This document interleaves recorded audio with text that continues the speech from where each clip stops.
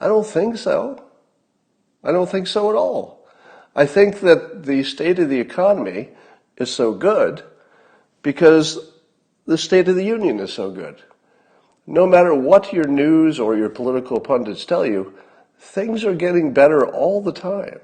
Our ability to work with each other, to, get past whatever, innate biases we have, we're just getting better at that all the time. And then when it comes right down to it, we are on the same team, and it just always feels good when the president, whoever the president is, tells me that the State of the Union is strong. There's something powerful about that. Well, what a show. The greatest showman on earth gave the greatest State of the Union we've ever seen. Now, not just because of what he did. Pelosi was part of the show in a productive way, I thought, at least in terms of entertainment. But I don't know, will we ever see a better State of the Union than that? First of all, it was pretty much all good news, which I thought was a perfect place to, it was a perfect time for that. How much did you love the fact that Trump never even mentioned impeachment? Even though he won, or he's going to win today, he never mentioned it. That was exactly the right play. Exactly the right play. Because in not mentioning it, he puts it in its proper place. Unimportant. The best thing he could do was not mention it, and that was the way he played it. So good job on that. I thought that Pelosi ripping, if anybody didn't watch it, at the end of the State of the Union, Pelosi pointedly ripped up her copy of the speech while the president was still standing there. I thought Pelosi's paper ripping was impulsive, possibly chaotic, and proof she thinks she's above the law. I think it helped Putin. And I think we ought to impeach her before she commits crimes that she hasn't even thought about doing yet. That's the sort of thing that the Democrats say about Trump every day. And people are actually questioning, wait a minute, did she plan that paper ripping or was it impulsive? Impulsive isn't really a thing. Everybody thinks about what they do. Sometimes they think longer than other times. But they always think about it. Excuse me again. I am going to get surgery on these nasal polyps so I don't have to be blowing my nose on Periscope every day. But I'll schedule that. I'll let you know about that. Anyway, is this the best year any president ever had? I would love to see the historians weigh in on this. But, of course you'd have to look at it through the lens of the Democrats versus the lens of the Republicans.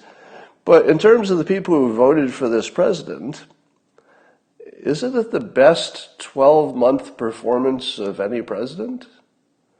Am I wrong about that? If you look at the trade deals, the killing of top terrorists, the introducing a peace deal, which I think actually has more potential than most people imagine. The economy is zooming. We're safer, better. I mean, really, what a year. Incredible. Really incredible. By the way, after the, I'd like to get you all in on a prank. Can you can you cooperate with me? This is going to be a national prank. And all you have to do is after the Senate votes to acquit the president for impeachment, you have to continually say that he was not impeached. It will drive the Democrats crazy. Now, it has the advantage of being true-ish, in our two movies on one screen. I mean, it's certainly as true as their claim that impeachment is forever. It's just as true, meaning that neither of them are totally true. It's some kind of Schrodinger's cat situation where he's sort of impeached but sort of not. But as a prank, don't waver from your opinion that he was not impeached, just because it will drive the Democrats crazy. There's no other use to this. It doesn't really have a political angle to it whatsoever. I mean, not really. But just keep it up. Just say, no, I don't know what you're talking about. There was no impeachment. What news are you watching? The news I watched is that they tried to impeach him, and failed miserably, didn't even get close. So what's this about he's impeached? That's the opposite of what happened. Bob, or whoever you're talking to. All right. So some of the highlights, which made this the greatest show on earth, the State of the Union, was not only did we have Trump not shaking hands with Pelosi when he comes in, and there's a little ambiguity about whether he did that intentionally or not. I tend to think it was intentional. That's my feeling. I think it was intentional because I don't think he wanted to look at her, see her. And by the way, do you have a problem with that? Do you have a problem that the legally elected president of the United States, who's doing a great job, according to his supporters, and Nancy Pelosi leading a coup attempt against him for nothing but political reasons, really, as far as we can tell? Did she have a right to eye contact and a handshake? I don't think so. I don't think she earned that. I don't think Pelosi earned any respect. And so the president didn't give her any. I'm okay with that. Now, so we saw that. We saw the paper ripping. We saw the reunion of the family of the service member who came back. That was great. That was just great TV. Good. Everything about that was just perfectly executed. We saw Rush Limbaugh get his award. It was very emotional. And my favorite part is that when the president misspoke, he slurred a word. He was trying to say sanctuary city, but it came out stanctuary city. To which I said to myself, he's a natural. He can make up a nickname kill shot for a person, with 2 minutes of thought, and it'll be like a permanent nickname that we all use. But he came up with a San Francisco linguistic kill shot. It's no longer just a sanctuary city that has human feces on the sidewalk. It is quite properly a stanctuary city. Thank you very much. A stanctuary city. I'm going to say that Nancy's ripping of the paper was a win for Nancy Pelosi. I realize if you look at social media, that is exactly the opposite of what all the smart people are saying. And I mean that, all the smart people. People who are, in my opinion, very smart, are playing this like Nancy has sort of lost that round by dishonoring the occasion and by being disrespectful, and it's all going to blow back on her, etc. Well, here's my take on it. And I want to be consistent. I want to be consistent with what I say about Trump so that I don't get into the hypocrite category accidentally. I often separate with Trump his technique from his policies, etc. So persuasion-wise, Pelosi ripping up that paper at the end, just persuasion-wise, really good. Really good. Possibly an A+. And here's why. What are we talking about? We're mostly talking about her. And what are you going to remember about the State of the Union a year from now? Maybe only that. Might be the only thing you remember. You remember about 10%. You might remember that Rush Limbaugh got an award. Maybe you remember about the service people who got, or the service person who got reunited with his family. Maybe you don't remember the handshake, but you're not really going to remember the content of the speech, except you know that the president bragged and that people said he was lying. Right? Basically, that's just background noise these days. But you're going to remember that ripped up paper. And that goes into the annals of history as one of the great moments in politics, I would say. So in so doing, Nancy drew attention away from the speech, which was one of the greatest victory laps of all time, onto her protest. And the protest was, as somebody saying in the comments, it was visual, and you could see the emotion. So people who had the same feeling that she did were probably, really bonding with her at that moment when she ripped it up. There were probably people at home thinking, I hate that speech, or rip it up, and then she rips it up.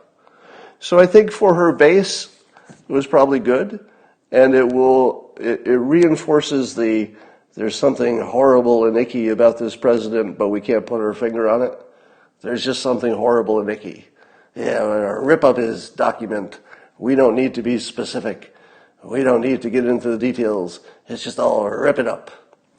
So I think she came out ahead, actually, with that play. And I acknowledge that a lot of people are disagreeing with me on that, but that's my take. All right, I wish there were some way to measure it so you could actually know whose take is better, but you can't. Let's talk about the candidates. Oh, so, of course, the anti-Trump press, of which is most of the press, they did their fact-checking. And I don't know. I can't tell if the fact-checking is fake anymore. I mean, I don't really trust anything any of the politicians say, but I also don't trust the fact-checking. And here's a perfect example of that. So I think this was, I don't know, it was either CNN or MSNBC, I forget. But one of the fact-checking facts was, Trump said he was pleased to announce that last year, for the first time in 51 years, the cost of prescription drugs actually went down. All right, that's a big claim. The cost of prescription drugs went down. And the fact checker said, this is false. That's a very clean statement. It's not mostly false, a little false, it's just false. This is false. And the explanation is, prescription drug costs are on the rise. Exactly the opposite. Particularly for name brand drugs, according to the Associated Press analysis. But do you see this clause? Particularly for name brand drugs. That's your little red flag there. Because I only know a little bit about this topic, but here's what I'm suspecting. I know that was the FDA? The FDA, I think, who was speeding up the approval of generics. Now, if you speed up the approval of generics, there's sort of a rule of thumb that when you get to the third generic that's offered for the same drug, it's that third one that makes competition. It really increases the competition when the third one gets in, and then the price drops pretty quickly. So what the government did, Trump's administration, is they sped up that process so you can get to 3 generics quickly. My assumption is, open to fact-checking here, my assumption is that process worked, because they've announced it worked. I haven't seen any pushback on that. And that the cost of generics probably did go down. Now, here's the clever part. How many total dollars are spent on generics in any year, and how many total dollars are spent on name brand drugs, which are usually the newer ones and the ones you really need because, maybe that drug didn't exist until then. Well, I don't know the answer to that. If it turns out that people are spending more on the name brand drugs, but they're spending less on the generics, then you really kind of need to know what's the mix of name brand to generics. Because if all the generics are going down, but the name brand might be going up, that would suggest that the Trump administration had a big win on at least half of those that they could control, the generic part. And then the other part, apparently there's some hope to get some kind of legislation that would maybe help with the other stuff. I don't know how you do that exactly. I don't know what kind of legislation interferes with the free market in that way. But they've got some kind of idea. Anyway, so my point is, I don't know if that's exactly false, or if it's a little bit true and a little bit false, or even if the amount that people spend for generics, if it's more than they spend for the name brand drugs, or it could be more than, in other words, if more people could be moved to the generic, it might be true. So I'm not sure I trust the fact checkers on this. All right. Congratulations to Pete Buttigieg for his win in Iowa, or what looks like to be a win once they've counted all the votes. I have a lot of good things to say about Pete Buttigieg. So first of all, he might be the smartest person in the game right now, just pure intellect. He certainly has the drive, and he's moderate for a Democrat. Seems to be, evidence-based. He's not going to do stuff that doesn't have, where the math doesn't add up. There's no science behind it. There's a lot to like about him. I realize most of you are Trump supporters, so you can't go that far. But to go from a small mayor of a smallish city to winning Iowa, that's really impressive. That is really impressive. I got to say, congratulations, Pete Buttigieg. Now, I've said this before, and I know it makes you crazy, but I do think there's something good for society when you get, for example, your first black president. You get two benefits. If the president also does a good job, you get a good president, and then you also break through, an important social, psychological barrier. That's very important. I'd love to have a female president someday for the same reason. And I would love to have a, LGBTQ president, same reason. Every time we push through one of those artificial psychological barriers, I think we become stronger as a country, because it is our ability to marshal all that diversity and still be a coherent unit with the strongest economy in the world, the strongest military. I mean, obviously we make that work. So every time we make that work a little better, in other words, we're tuning the psychological engine, if you will, of the country, because the country runs on psychology. It's not just materials. It's how we think about it. It's how you think about your place in the world, how you think about your nation, etc. And I feel like we would have a better feeling in the long run about our country if we've cycled through some people who represent, the full, let's say, the full talent and breadth of the country. So I'm very pro Pete Buttigieg as a human, as a candidate, etc. But he is a Democrat. I don't know that his policies would appeal to me. I haven't looked at him that carefully. But let's talk about whether he could win.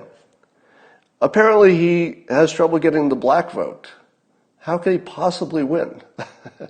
Has anybody ever turned around a weakness that glaring in 9 months? Could anybody turn around the black vote in 9 months without actually doing anything? Because keep in mind, he won't be president. He doesn't have any power for the next 9 months, so he won't have any accomplishments. What exactly is he going to promise the black community, who seems to believe that they have an issue with him? I don't think it's real, by the way.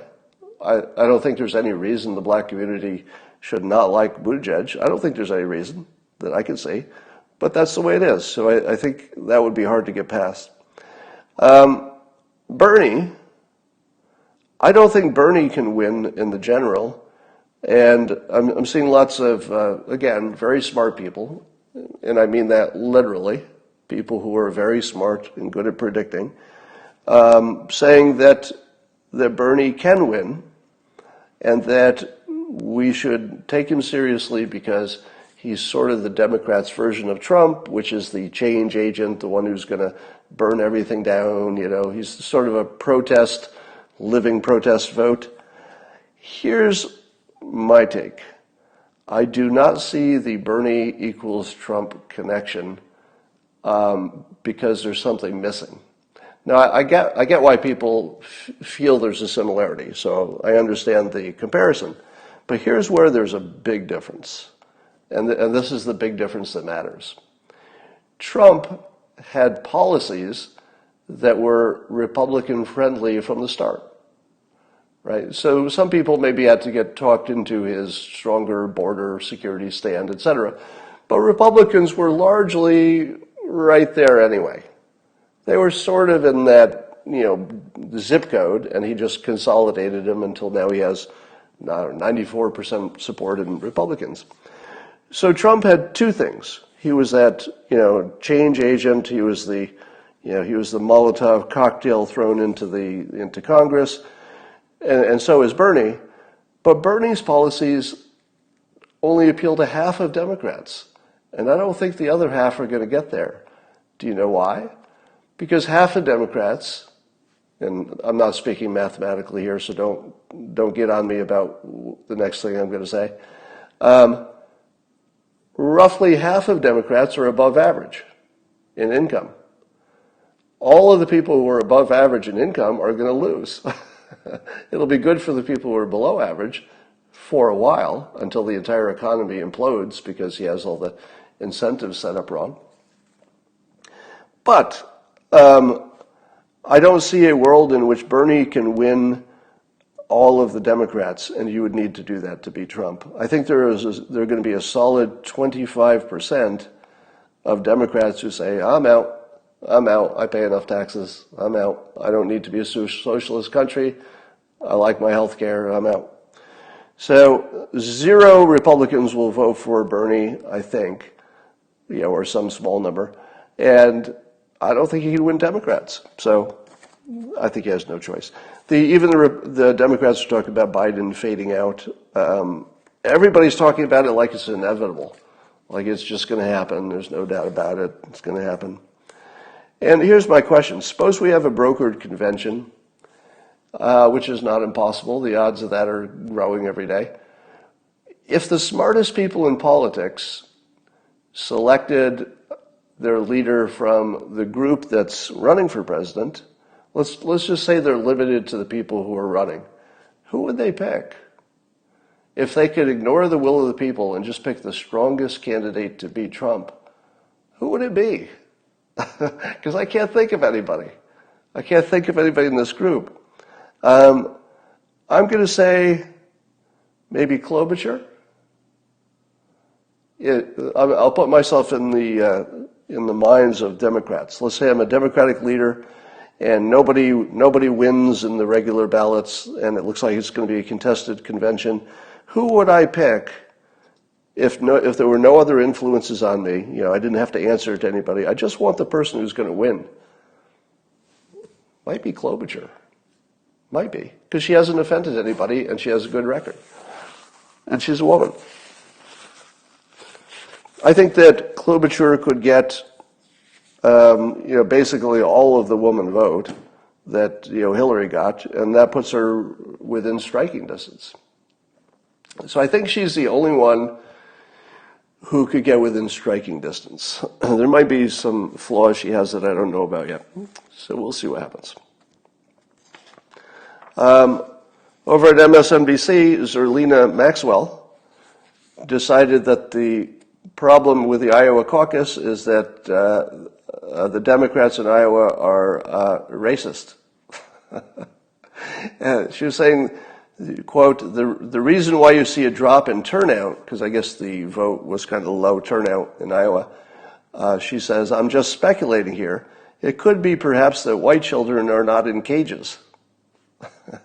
So the suggestion here is that the white Iowan Democrats, a lot of them must be racist because they don't care about kids in cages if they're not white like them. Now, she's just speculating, but what's important is she's not speculating about Republicans, which you'd expect. So the Democrats continue to eat their own, and they're really suffering after that Iowa debacle. And it's even funnier now because it looks like Bernie's going to win the popular vote in Iowa while Buttigieg gets the delegates. I mean, that's just perfect. Talk about kissing your sister result. There's nothing to be happy about there. Let's see, what else we got here? This is what Van Jones tweeted. He said, "Wake up, folks. The Iowa caucus was a debacle, followed by a strong State of the Union." So one of the things I like about Van Jones, and I like it a lot, is that he's one of the few people who, opposes Trump politically, who can actually say something that Trump did well. It's weird. He's so unusual because he can actually speak objectively, even though you know exactly what he wants. His preferences are clear, and yet he can still talk objectively. It's very rare. So he's saying it's a strong State of the Union with no qualifier. Strong speech. Laying out Trump's strategy to win, which includes, and this is Van Jones' interpretation, he said it includes going for black voters. This was a warning shot from Trump campaign to liberals, and we need to take this very seriously in order to win. So Van Jones has noticed that the campaign ads from the president and the speech itself are very clear that he's going after the black vote. There's no longer any doubt about it. But here's the problem. Here's why Trump is going to succeed in getting more of the black vote than probably most people expect. Trump explicitly puts African Americans first. And I'll give you some examples. Democrats do not put black Americans first. And I'll give you some examples to make the point. When Trump brags about the economy, what does he usually say first? Black unemployment is better than it's ever been. No, he doesn't always say it first, but 85% of the time, he says it first. It's the first thing he says. Doesn't that show you that it's a priority? He's bragging about it. It's the first thing out of his mouth. Black unemployment, it's getting better. Second thing, and by the way, do you ever hear the Democrats bragging about black unemployment being great? You don't. How about the opportunity zones that Tim Scott led and the administration approved? These are primarily, people of color, and of course, this probably weighted toward the black community. Which white people got an opportunity zone? Did you? Did any of you white people get your own opportunity zone? You didn't. Now, I'm not saying it's a good idea or a bad idea. It's probably a good idea. But it's a clear example of putting the black community in this country first, right? There's no Jewish community opportunity center. There's not one for women. There's not one for white people. There's basically the one there is, which is targeted at areas that are high population of black people. And what about immigration?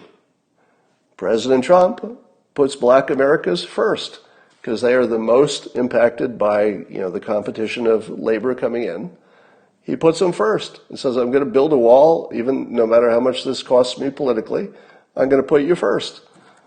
What do the Democrats put first? The immigrants, non-Americans coming in. They want to give them health care, et cetera. I think this is just the cleanest play you've ever seen. Trump consistently puts the black community first whenever there's, and including the prison reform. Was prison reform primarily to help white people? No, not at all. It's very clearly weighted toward helping people of color, but everybody, but it's weighted that way. So Trump has consistently put black Americans first, even above other Americans. Democrats consistently and very consistently put immigrants, non-Americans first. And then after immigrants, who's their next priority after immigrants? I want to see in the comments if you tell me. If you're the Democrats, immigrants are your top priority. Who's second? Women. Women, right? Where are black people on the priority of Democrats? Not in the top two. Not in the top two, based on actions and policies. So I think Trump is going to have an amazing successful time. The strategy is right on. He's got, Candace Owens has been the superpower forever. Pushing this Kanye effect has to be included. I think this is going to happen. So when Van Jones says, wake up, this is their strategy, it is his strategy. And what are you going to say if you're a black person and you're watching President Trump consciously and methodically putting you at a high priority so he can win your vote? Why should you be afraid of that? Who in the world should be afraid of Trump serving the black community better than it's ever been served before? I don't know, Van Jones, maybe you should vote for him if he's the one helping. All right, I got to go do some other things. And until then, let us get ready for the get ready for the impeachment vote. Good times. Talk to you later.